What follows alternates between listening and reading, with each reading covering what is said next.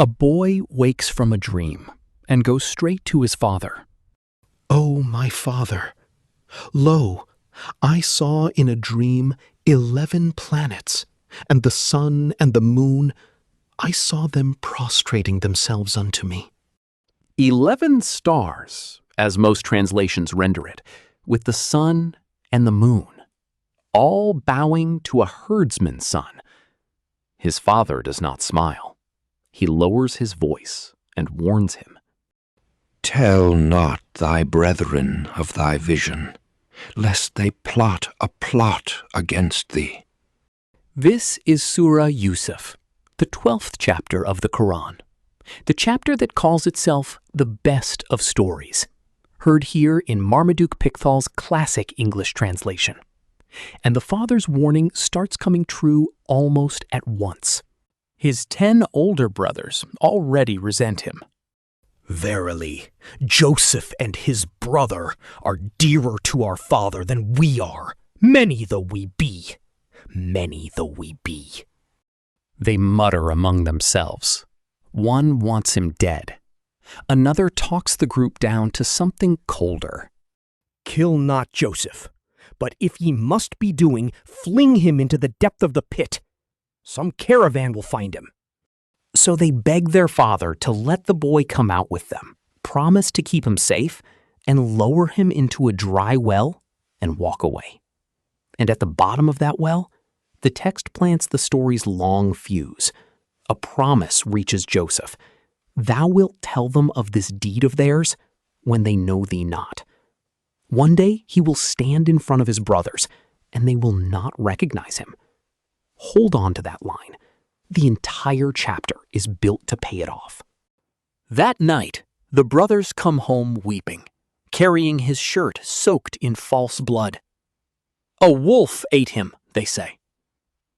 Jacob looks at the shirt and does not believe a word. "Nay, but your minds have beguiled you into something. My course is comely patience." Meanwhile, the well does exactly what the coldest brother predicted.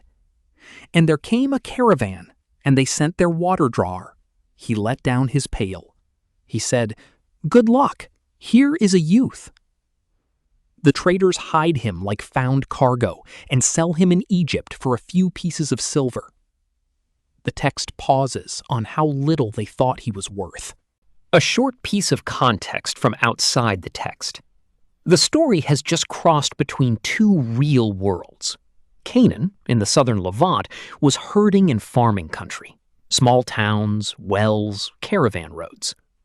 Egypt, along the Nile, was the region's giant, a river kingdom of courts, scribes, prisons, and granaries that could feed itself when the rains failed everywhere else. Caravans moved goods, and sometimes people, from one to the other. The Quran gives this story no date and no dynasty, and in this chapter, the ruler of Egypt is never called Pharaoh. He is simply the king. Now, back inside the text, in a great house in Egypt. The Egyptian who buys Joseph tells his wife to house him honorably, and the boy grows up in that household into a man the text describes as given judgment and knowledge. Then the house turns on him. She, in whose house he was, asked of him an evil act. She bolted the doors and said, "Come." His answer is immediate.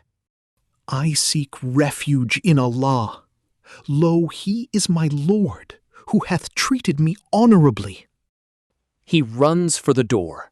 She grabs his shirt and it tears from behind. And standing at the door is her husband. One of her own household settles the accusation with plain logic. Torn from the front, she is telling the truth. Torn from the back, he is. The shirt is torn from the back, but the scandal leaks anyway. Women in the city said, "The ruler's wife is asking of her slave boy an ill deed." Cornered between her threats and the city's talk, Joseph asks for something almost no one in any story asks for. "O my Lord, prison is more dear than that unto which they urge me. He gets his wish. Years of it. Prison gives the story its next two dreams. Two fellow prisoners come to Joseph. One dreamed he was pressing wine. The other dreamed he carried bread on his head, and the birds were eating from it. Joseph reads both futures without softening either one. The first man will pour wine for his lord again. The second will be executed, and the birds will eat from his head. Both come true. Joseph asks the freedman for one small favor. Mention my name to your master. The man forgets, so he stayed in prison for some years. What finally opens the prison is a dream at the very top.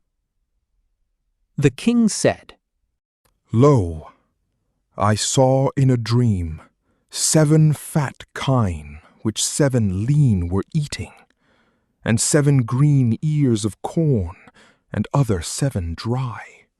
His advisors wave it off as jumbled nightmares.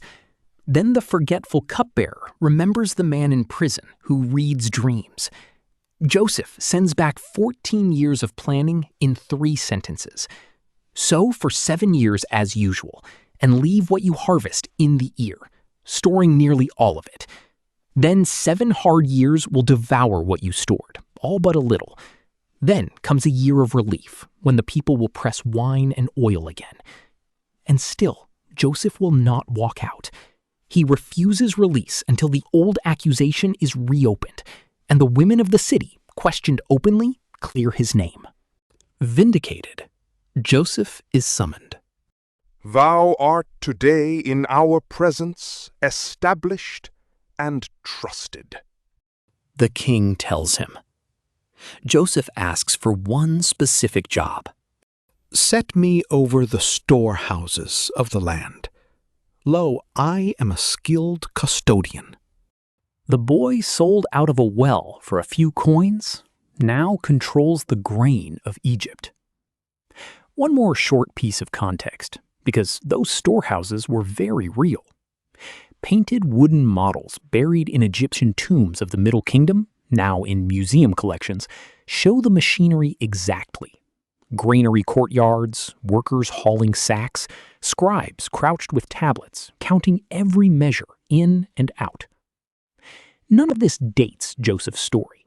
It simply shows what being set over the storehouses of Egypt looked like in practice.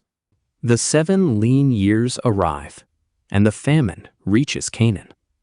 Grain buyers start coming down the caravan roads, and among them are 10 men who once left a boy in a well. They stand in front of Egypt's grain administrator with no idea who is looking back at them. Joseph recognizes them instantly and begins a long, patient unraveling across 2 journeys.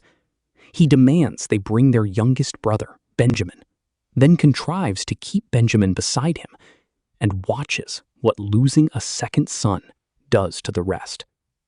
Back in Canaan, the news breaks their father. Alas, my grief for Joseph.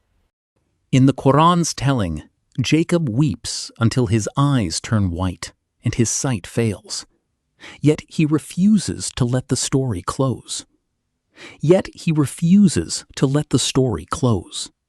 Go, O my sons, and ascertain concerning Joseph and his brother, and despair not of the Spirit of Allah.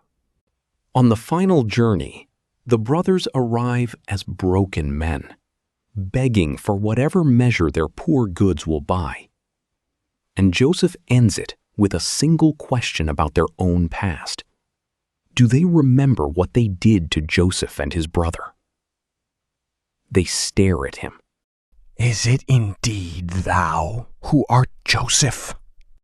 I am Joseph, He answers, and this is my brother. Allah hath shown us favor. No tribunal, no revenge. He sends them home carrying the strangest gift in the chapter. Go with this shirt of mine, and lay it on my father's face. He will become again a seer. A false, bloodied shirt began his exile. A true shirt ends it. Far away in Canaan, before the caravan has even arrived, the blind old man lifts his head. Truly, I am conscious of the breath of Joseph, though ye call me dotard. The shirt touches his face, and his sight comes back. The whole family comes down into Egypt, and the chapter closes the circle it opened. He placed his parents on the dais, and they fell down before him prostrate. 11 brothers, his father and his mother, 11 stars, the sun and the moon. Joseph says it himself.